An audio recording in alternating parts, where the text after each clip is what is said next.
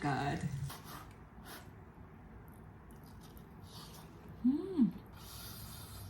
Just comes off the bones.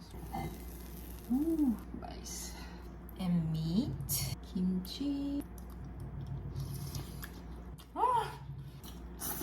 Soak the galbi in water to draw out the blood.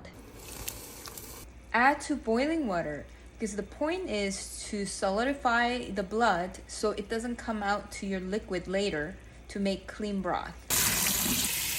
Give it a really good wash under running water.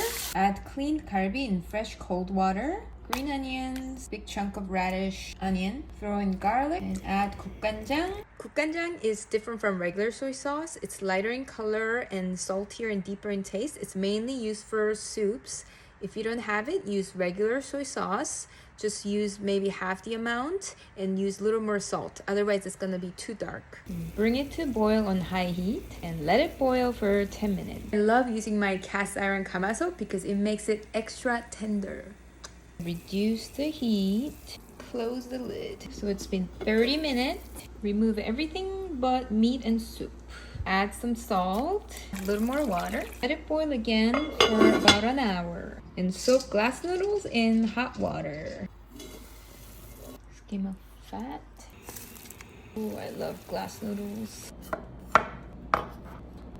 Add the radish. Add some garlic. Salt and pepper.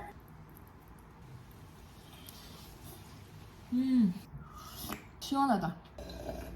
Galbitang is one of those dishes for special someone because it's expensive. Or treat yourself because you are the queen.